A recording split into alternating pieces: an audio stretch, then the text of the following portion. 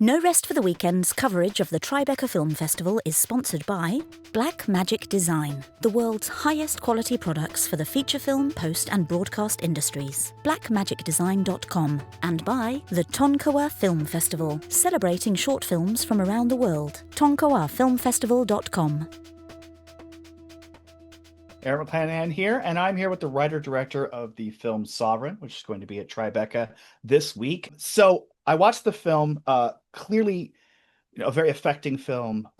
It's meant to shed light on a subculture of America, and it's based on a true story. Now, I guess the first question I have is there a call to action in this film? No, I think I don't think there's a call to action in anything prescriptive, but I will say, my favorite films are films really that ask questions rather than kind of give a simple answer. And I think there's a lot to talk about in our country and in American cinema right now. It's a very interesting time to be in this country and to be a filmmaker. And this film is hopefully discussing themes that are relevant today. And so it's not so much a call to action as it is a call to discuss, a call for discussion, trying to shed light on something that's really, sovereign citizens are a real phenomenon in our country. There's a lot of different kind of fractured ideologies in our country right now, and people come to those ideologies from a lot of different places. And I just felt like this story was a great entrance into discussing a lot of that stuff and things that are really affecting everyone right now. In terms of how closely it hems with the true story behind it, I mean, is this based on a particular incident, or is this more based on the overall existence of the sovereign movement? Because I'm watching the film and there are parts that struck me as almost incredulous. Like, how did Kane get this far without an altercation with his starch ideology? So there are portions of the film that are fairly accurate and very much close to the real story of Jerry Kane and his son Joe Kane were traveling the country giving, what he was calling a debt reduction seminar. And this was after the 2008 housing crisis. And he was speaking to groups of people, pitching them on a way that some sort of system he had come up with, that they wouldn't have to pay their mortgages anymore and they could save their homes. And this was all based on a kind of self-styled sovereign citizen ideology.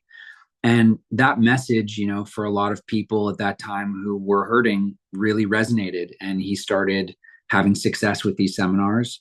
And I think it emboldened his, delusional worldview. And at the time, his 15-year-old son, who was homeschooled and really had no other outside influence, was along for the ride for that. And so I thought it was just a really fascinating story. I'm always interested in kind of fringe ideologies and how people get to those places. And so it was really just seemed again like a great story, a story that was ripe with a lot of interesting themes and things I was interested in. Well, there's an excellent B story as well with Dennis Quaid's character and his son and the law enforcement aspect of it.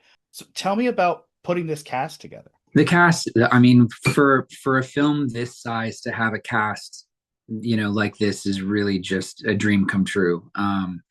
Nick Offerman, Jacob, Dennis, Martha Plimpton, Nancy Travis, Thomas Mann, all of our supporting cast. I think we really were punching above our weight with the cast that we got for this film. And they each kind of came to those characters with a different interest and a different access point. Nick Offerman has always been one of my favorite actors and has such incredible range. This was, I think, a really interesting opportunity for him to play that warmth that we've seen from him, of that kind of fatherly warmth, but also a real physicality and a menace that is interesting. He's the villain in the movie, in a lot of ways, but he plays deranged and dangerous, but also really warm and loving and charismatic. And so, I think his performance is really just amazing to see. Jacob Tremblay, his performance is much more internal.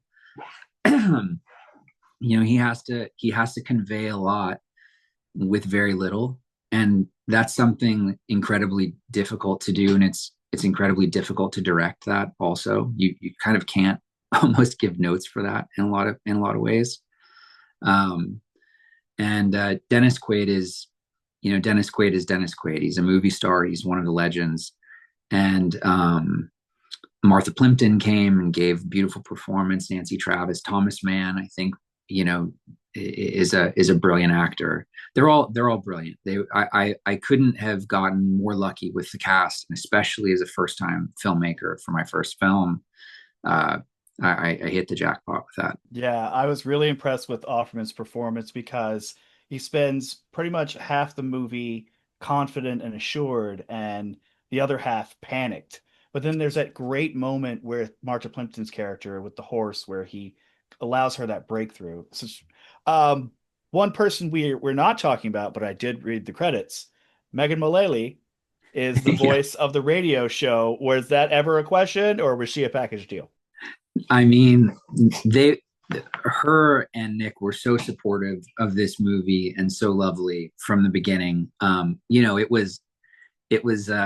It was definitely in my mind, and it was an ask. It was something I knew we were going to try to ask. I didn't know if it was going to be possible, but they were so supportive and so game that she was, said, of course I'll do this. And she did an amazing job. It came out great. So speaking of being a first-time filmmaker, you make this film out the gate, you get the stream cast, you get this timely story, and now you're at Tribeca. How are you feeling? I feel fantastic.